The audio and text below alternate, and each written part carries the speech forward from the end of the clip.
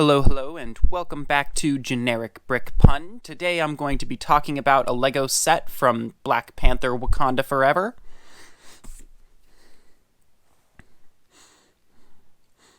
I will also be talking about my thoughts on the movie and the way that this set kind of relates to the movie. I will also be talking about my thoughts on the movie and the way that this set connects to the movie. This is set number 762. This is set number 76213. It comes with 355 pieces and retailed for $35 in the United States of America. The set is entitled King Namor's Throne Room, and it comes with 3 figures: Shuri, King Namor, and Atuma.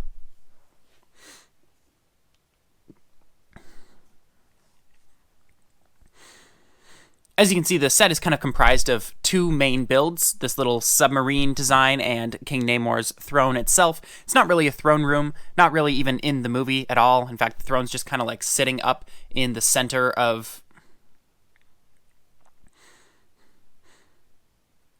In the movie, the throne's kind of like suspended in the center of what looks like kind of an arena.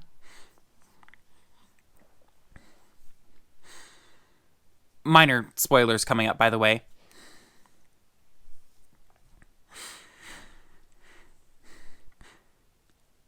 At first glance, this little submarine design was kind of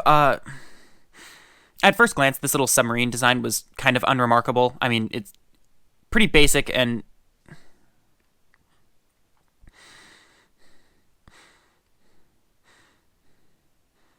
at first glance, this little submarine design was a little bit unremarkable, but upon further inspection and after seeing it in the movie, I actually like it quite a bit.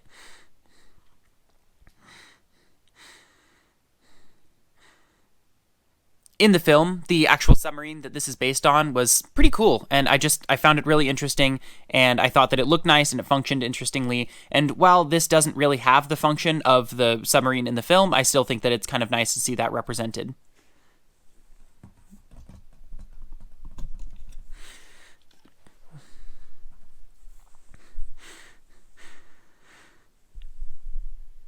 It is notable that, as far as I know, Shuri didn't actually ride one of these in the film.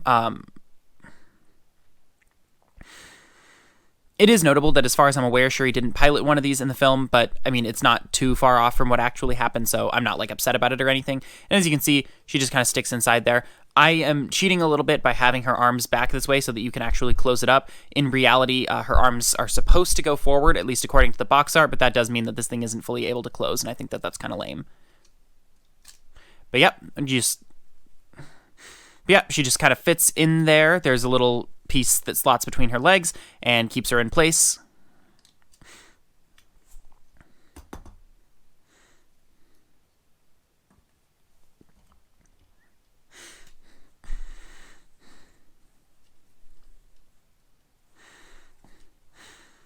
The second major build is the throne, and it's really cool. I liked it a lot in the movie. I think that the shark jaw design is it's such a nice looking... The second major build is the throne, and I think it looks really cool. It looked really cool in the movie. I think that the jaws were just kind of fantastic and super visually interesting for a character like this.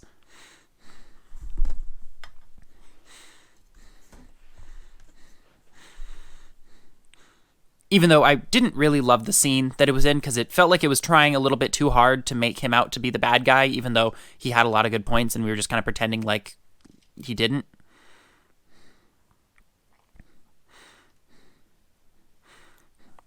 It is advised that you don't grab it by this anywhere because it's just connected by 3 studs, so it'll just pop right off.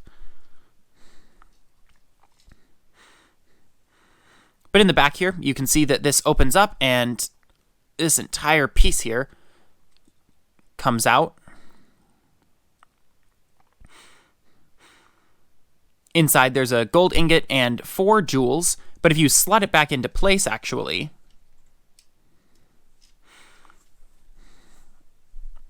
you'll see that if I press it, There's a little disc shooter here that shoots a golden disc out. Comes with a couple of extras. It's pretty basic, but it is kind of a nice little reincorporation of this little thing back here, where it both serves as a little hidden actuator and as a secret treasure chest of sorts. They clearly designed this thing to look like it was underwater with all of the seaweed and the fish floating around, and the character just kind of sits right there in place. So I thought it was kind of cool.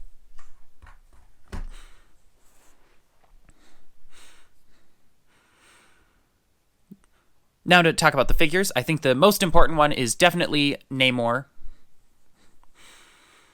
I think the most important one to talk about is definitely Namor. I think that he's a really, really cool design for a figure. I'm really glad that they went and gave him the side leg printing for the wings on his ankles. I do not think that this figure would be nearly as good without them.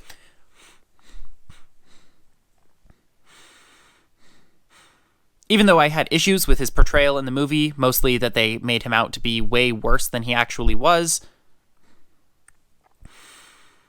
I think he was awesome in his appearance and his fighting style, and I think that his little winged ankles made his flight look just visually different from all of the other characters who fly in the MCU.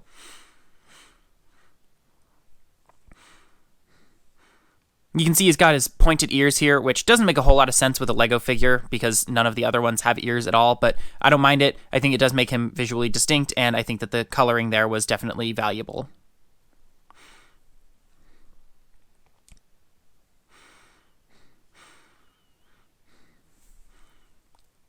As you can see here, he's got a second kind of happier face, nothing to do with his nose, even though it was definitely a distinctive part of his character design in the movie. That makes sense. Lego figures don't have noses. But it does feel a little bit sad to be missing out on that important detail. Otherwise, yeah, I really, really like the design of this figure. I think that the character designs in this movie were fantastic, and I think that Namor is definitely no exception.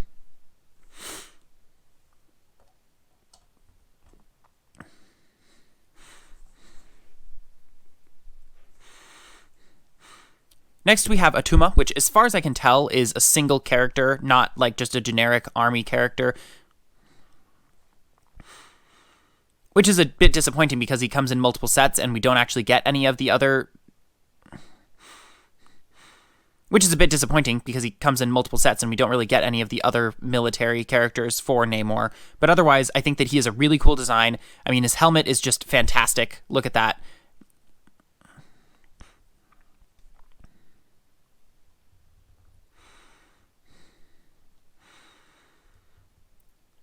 I think that it's dual molded, but I am very not good at telling the difference between dual molds and prints.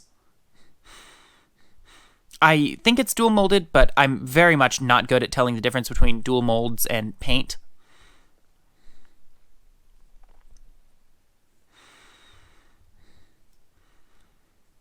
And he, of course, has his second kind of angrier face. It's a little bit hard to see because it's sort of overshadowed by the helmet. But I think he's a really cool character design. I think that the characters from...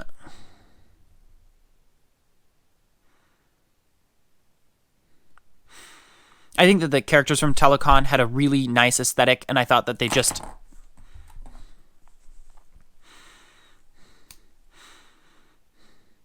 I think that the characters from Telecon had a really cool aesthetic, and I really liked his character design. So it's definitely cool to see him represented here, even if I wish that one of the sets had come with a different character.